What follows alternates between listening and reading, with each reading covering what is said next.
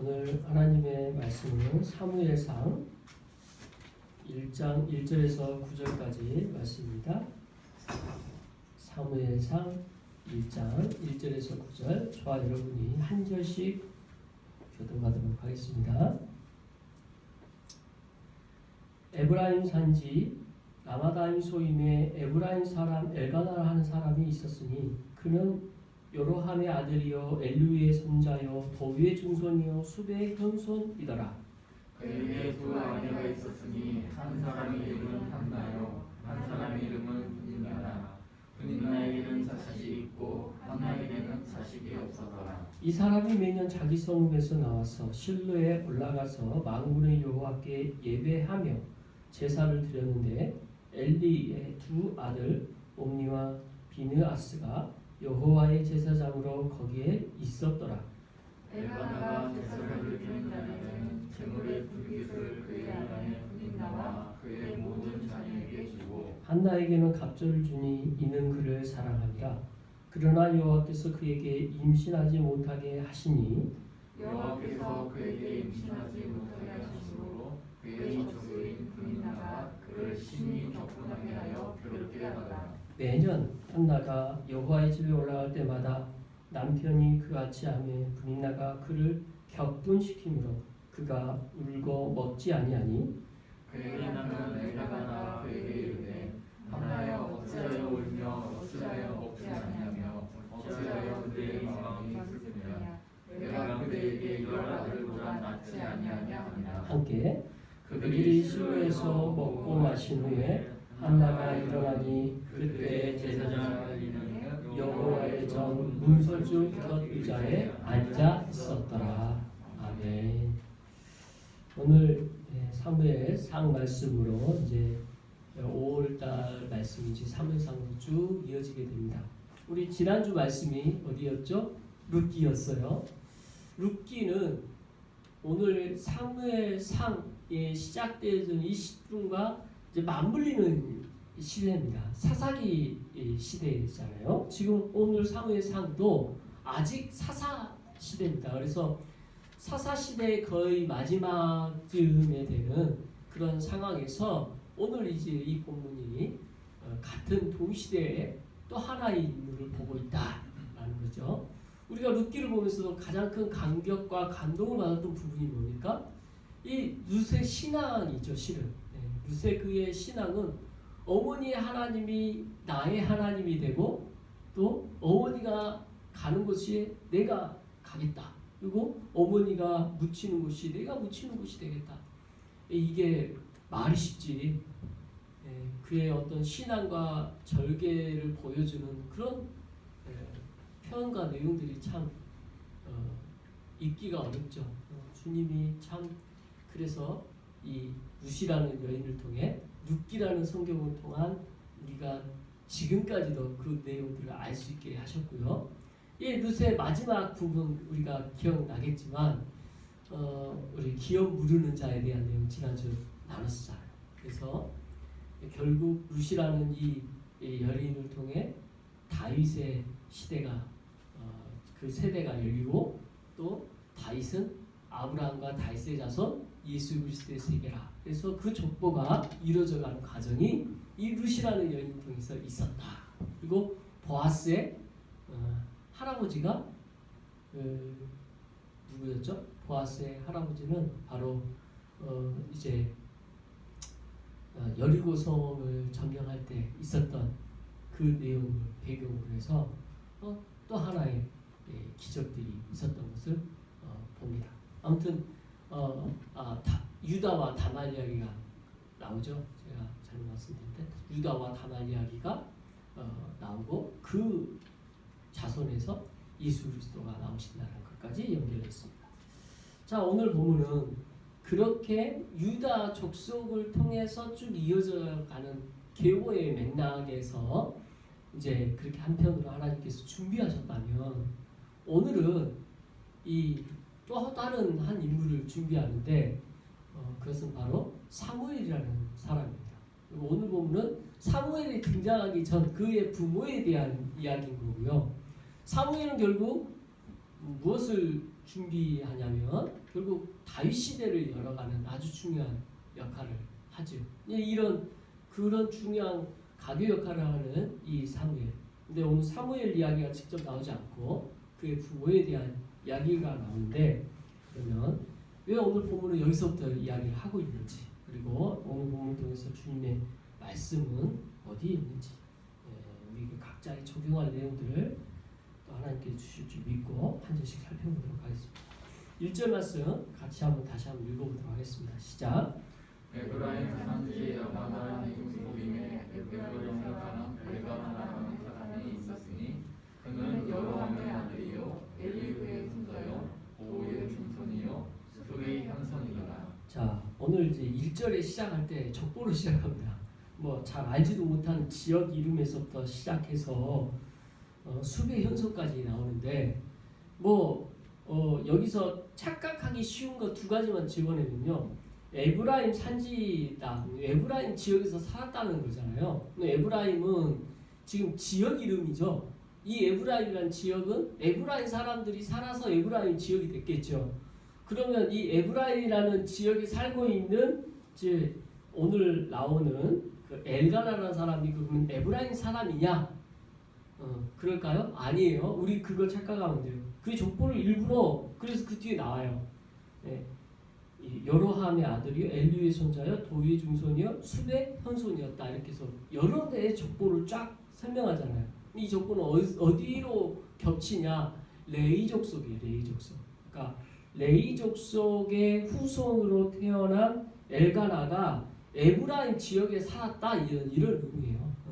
근데 이제 에브라임 족속이 있다 보니까 우리가 에브라임 산지만 탁 눈에 들어오면 이거 에브라임 사람 아니야? 예, 그쪽 사람인 것 같은데 라고 착각을 하는데 저도 처음에 그렇게 오해했어요. 왜냐하면 이 족보를 열거해줬다고 해서 이게 바로 레위 사람이라고 확 와닿지 않으니까. 근데 오늘 이 말씀을 하면서 레위 족속이라는 것을 명확하게 지금 보여주고자 하는 거죠. 1절.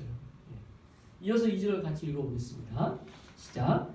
그에게 두 아내가 있었으니 한 사람의 이름은 한나요 한 사람의 이름은 브니나라. 브니나에게 자식이 있고 한나에게는 자식이 없었더라. 자, 그에게 두 아내가 있었는데 먼저 나오는 한 사람의 이름이 먼저 누가 나와요?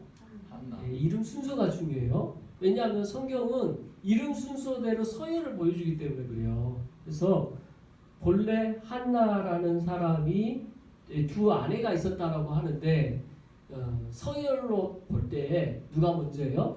한나가 먼저라는 걸 알 수가 있어요. 그래서 본래 정부인으로 제일 첫 맞이하는 사람이 한나였던 거죠. 그런데 뒤에 보니까 또 한 사람의 브리나라는 여인이 등장을 해요. 그죠? 두 번째 부인이 있는 거죠. 그런데 이 브리나라에게는 자식이 있고 순서가 바뀌었어요. 본래 서열 순서대로 성경을 쓴다고 그랬는데 그 다음 바로 브리나 이야기부터 하네요. 그러니까 지금 이 말은 뭘 뜻해요? 한나에게 자식이 없음으로 말미암아 실제로 한나가 이 가정에 있어서의 첫 번째 미치인데도 불구하고 자식 문제로 말미암아 순서가 바뀌게 되는 갈등을 벌써 1절에 2절에서 보여주고 있는 거죠. 자, 그러면 1절과 2절을 종합해서 한 가지 생각해 봅시다. 지금 엘가나라는 이 사람의 족보가 어디라 그랬어요? 레위 족속. 여러분 기억하세요. 레위 족속이에요. 자, 그럼 레위 족속에서 태어나는 자녀는 무슨 족속이에요? 다 레위 족속이겠죠? 사무엘은 어디 족속이에요? 네, 사무엘도 레위 족속 사람이에요. 그게 잘 안 보여요. 그래서 말씀드리는 거예요. 사무엘은 레위 족속이다라는 게 직접 등장되는 게 없어서 본래 성경은 다 이걸 힌트를 주고 있는데 우리가 그냥 무시하고 있어요. 사무엘이라는 사람은 레위 족속 사람입니다. 왜요? 아버지가 레위 족속이니까. 그리고 레위 족속 사람 안에 그 족보 안에 있으면 분명히 1절에 이야기를 하고 시작을 해요. 성경은.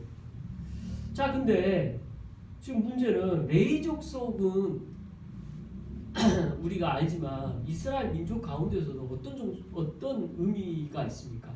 이미 신명기까지 다 기록되면서 레위기가 있잖아요. 레위기에서 뭘 규정하고 있어요? 예, 제사법을 지내고 레위 족속에게만 해당되어지는 중요한 역할이 있잖아요. 이들은 딱 정해져 있는 그 일만 하면 돼요. 하나님의 이 관계된 그 일만 하면 돼요. 그 외에는 그들이 해서는 안 돼요. 돈 버는 일도 안 돼. 마치 하나님의 일을 하는 데로부터 그 일로서 하나님께서 주시는 모든 게 책임져지는 것으로 됩니다. 이게 이제 오늘 본문에서 레위 족속의 역할인데, 그런 이상해요. 2절 보니까 아내가 몇 명이에요? 네, 2명이에요. 아내가 2명이라는 것은 하나님이 우리에게 주신 질서가 맞습니까? 틀립니까? 맞지 않죠. 창세기에 분명히 하나님께서는 한 명의 남편과 한 명의 아내를 질서를 줬어요. 근데 오늘 2절에 시작하자마자 어때요? 그 레위 족속에 살아있는 가장 하나님의 말씀에 규율에 엄숙하게 지키는 이 사람이, 그래야 될 사람이 어기고 있음을 보여주고 있고, 레위 족속도 이 정도 수준이면 이스라엘 보통 사람들의 신앙의 수준과 하나님에 대한 믿음은 어떻겠어요? 네, 땅에 떨어졌겠죠. 그러니까 이건 벌써 2절까지만 봐도 이때 사사시대 이 말에 주어지는 어떤 배경, 하나님을 믿는 신앙의 배경이 얼마나 수준이 땅에 떨어졌는지 알 수 있는 말씀이 이 안에 다 있는 거죠. 오늘날 우리가 한 명의 남편과 한 명의 여자가 만나서 가정을 이루는 것, 이게 성경의 근간이 돼서 오늘날도 이제 그게 지켜야 되는 가장 중요한 부분이지만, 이때도 그래야 되는데 그게 이렇게 희미해져가는 상황이었던 거죠. 특히 레위 족속도 이랬다라는 것을 보여주면서 성경은 지금 이 배경 자체가 굉장히 하나님을 믿는 신앙이 흔들렸던 시대고 하나님에 대한 신앙이 무너져가는 상황이었구나라는 것을 보여주고 있습니다. 자, 이런 상황 가운데 지금 한나가 있었고, 그럼으로써 이 한나의 신앙을 보여주려고 할 때 그 신앙이 어떤 모습인지가 참 더 두드러지게 되는 거죠. 완전히 캄캄한 암흑과 같은 그런 신앙생활 가운데 한나의 신앙은 참 한 줄기 빛처럼 밝히고 있다는 것을 성경은 두각하려고 합니다. 자, 이어서 3절 같이 읽어보겠습니다. 시작. 이 사람이 매년 자기 성읍에서 나와서 실로에 올라가서 만군의 여호와께 예배하며 제사를 드렸는데, 엘리의 두 아들 홈리와 핀하스가 여호와의 제사장으로 거기에 있었더라. 자, 매년 한나 그리고 그 가정은 다 실로에 올라가서 만군의 여호와께 예배했다라고 해요. 그러니까 지금 여기서 2절까지의 배경과 3절의 배경은 지금 신앙 이야기가 지금 계속 내포되고 있어요. 지금 사회적 문화적 배경이 누구나 다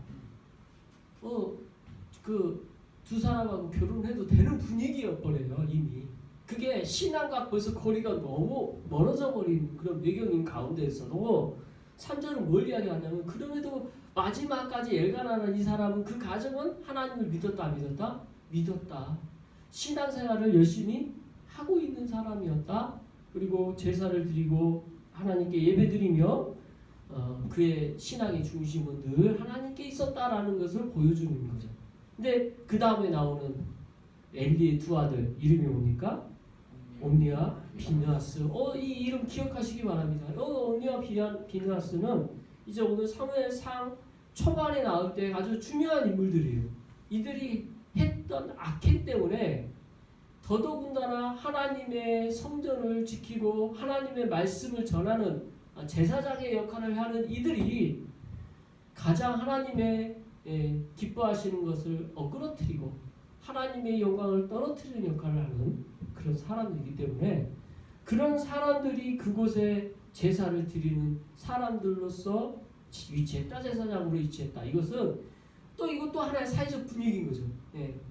아무리 레위 족속이고 그들이 아론의 후세로서 하나님의 말씀을 지키는 자지만 이들 또한 타락했다는 것을 보여주고 있어요.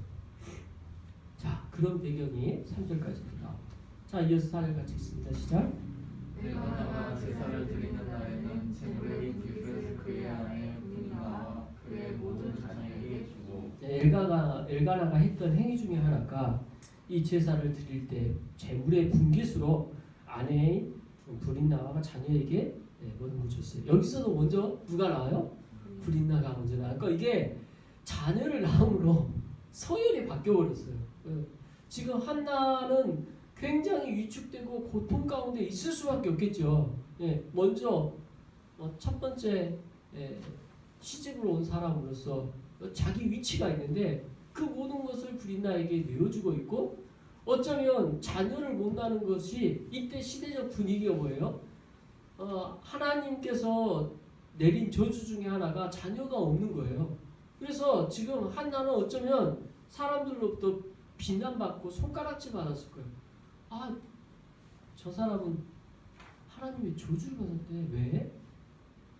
자녀가 없잖아. 저주받은 사람이야. 이렇게 웅성웅성. 그런 이야기를 이 한나는 지금 들었을 그런 배경인 줄 우리가 상상이 됩니다. 그러니까 자연스럽게 한나는 뒤로 숨게 되고, 브린나는 그가 모든 것을 다 집안에서 중요한 위치로 자리 잡고 있는 것을 보여주죠. 이어서 5절 같이 읽습니다. 시작.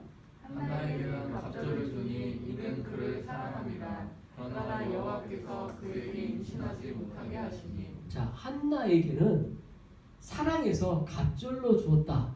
그러나 사랑하는 그 표현으로 배로 줬다라는 것이 그게 정말 위안이 될까요? 지금 그 다음에 여호와께서 그에게 임신하지 못하게 했다. 이게 너무 치명적인 거죠. 우리가 상상할 수 없는 고통과 괴로움을 주는 문제가 되는 거죠. 우리 인생을 살아가면서 우리 인생의 고통과 괴로움은 수반됩니다. 이 고통과 괴로움은 그리스도인이라 할지라도, 하나님의 자녀라 할지라도 반드시 따라요. 이건 저와 여러분 예외가 없고요. 사랑하는 제 자녀 지에게도 예외가 없고, 누구에게도 예외가 없어요. 아무리 그리스도인이라 할지라도 예외가 없습니다. 그걸 알게 하시는 과정이죠. 한나가 만약 자녀가 있었다면 이 고통 가운데 있지 않았겠죠. 이 고통이 어디서부터 어떻게 오는가? 이건 우리가 이 땅 가운데 살면서 참 곤란스럽고 어려운 문제예요. 하나님의 섭리 안에서 이러한 일들이 일어날 때 우리는 너무 괴롭습니다. 내 인생 가운데 찾아오는 고통은 우리 스스로 답이 없어요. 오늘 본문에서 어떻게 이거를 주님이 인도해 가시는지 한번 봅시다. 자, 6절 같이 읽습니다. 시작. 여호와께서 그에게 임신하지 못하게 하심으로 그의 적수인 브린나가 그를 심히 격분하게 하여 괴롭게 하더라. 자, 하나님께서는 임신하지 못하는 이 사실로 인해 누구로부터 공격을 받아요? 브린나부터 공격을 받아요. 당신은 정말 아무런 쓸데없는 사람이야. 이 집에 없어야 돼. 막 이런 저주를 하지 않았겠어요? 하나님 저주받은 사람이 왜 이 집에 필요해? 당신 때문에 이 집이 다 엉망진창이 됐어. 이런 독소를 얼마나 했으면 격분했겠어요? 상상해 보세요. 이런 이야기를 하는 사람들이 우리 주변에 꼭 있어요. 이 브린나 같은 사람이 있어요. 나를 괴롭게 하고 범례케 하고 힘들게 하고. 그래서요, 이 브린나 같은 어떤 그런 대상, 사람이 꼭 아닐 수도 있겠지만 어떤 그런 일이 일어나는 어떤 상황들, 이 모든 게 우리 삶 가운데는 반드시 일어난다는 것입니다. 참 이거 보면서 같이 봐. 고통스러워지지 않아요? 한나 진짜 마음 어려웠겠다. 얼마나 괴로웠을까? 자, 이런 괴로움 가운데 있을 때 한나가 어떻게 행동하고 있는지 7절, 8절이 계속 나옵니다. 7절부터 읽어보죠. 시작. 매년 한나가 여호와의 집에 올라갈 때마다 남편이 그같이 당해 브린나가 그를 격분시키므로 그가 울고 먹지 아니하니. 이게 한 번 그런 게 아니에요. 매년, 이게 매년이 지금 횟수가 안 나와서 그렇지, 이게 처음 그거하고 두 번째 그거하고 세 번째하고 느낌이 어때요? 똑같은 강도라고 할지라도 누적되죠. 마음의 상처는 깊어질 거고요. 그 괴로움은 쌓일 거고요. 폭발할 것 같아요. 매번 울었어요. 너무너무 괴로워서 어떻게 했습니까? 울고 먹지 아니하는 것으로 한나가 자기의 이 감정을 고스란히 표현하고 있습니다. 이어서 8절 같이 읽습니다. 시작. 그의 남편 엘가나가 그에게 이르되 한나여 어찌하여 울며 어찌하여 죽지 아니하며 어찌하여 그의 마음이 슬프냐 내가 그대에게 10 아들보다 낫지 아니하냐 하니라. 엘가나가 위로를 하죠. 그 아내에게. 이 모든 상황들 가장 가까이서 잘 알죠. 그래서 이 위로를 하기 위하여 지금 이런 말을 하고 있죠. 위로가 되겠습니까? 사람이 위로로 될 수 있는 일이 아니죠. 내가 여자들보다 낫지 않냐, 자식이 없는 것 때문에 너무 힘들어하는 거 아닐까. 그렇게 내가 그 역할 다 하겠다, 이 이야기를 하고자 하지만 한나의 마음은 그것이 위로가 되지 않습니다. 한나의 위로는 사람의 위로로 되어질 수 있는 게 아니죠. 다음 9절 같이 읽어보겠습니다. 시작. 그들이 실로에서 먹고 마신 후에 한나가 일어나니 그때 제사장 엘리는 여호와의 전 문설주 곁 의자에 앉아 있었더라. 자, 그리고 나서 9절은 이렇게 말합니다. 실로에 먹고 마신 후에 한나가 일어났다. 그래서 지금 너무 괴롭고 힘든 상황 가운데 남편의 그 위로를 듣고 거기에 다시 먹고 마시고 힘을 내요. 그리고 장소가 어디예요? 여호와의 전문 문설주 곁에 앉아있는 엘리 제사장이 그곳에 같이 있었다. 이제 이걸 하니까 어디 있다라는 거예요? 여호와의 성전이 있었다라는 것을 보여주고 있습니다. 오늘 보면은 제가 일부 거기서 딱 끝내요. 나머지는 매일 성경 말씀 보고 묵상하라고. 근데 이후에 이제 한나가 뭘 할까요? 기도하겠죠. 우리는 너무 잘 알죠. 이 한나의 기도 어떻게 기도할까요? 울면서 기도하고요, 간절히 기도하고요, 통곡하면서 기도하고요, 있는 힘을 다해서 기도하는 것 같아요. 그래서 그가 너무 그 괴로워하는 마음을 하나님 앞에 나같이 아립니다.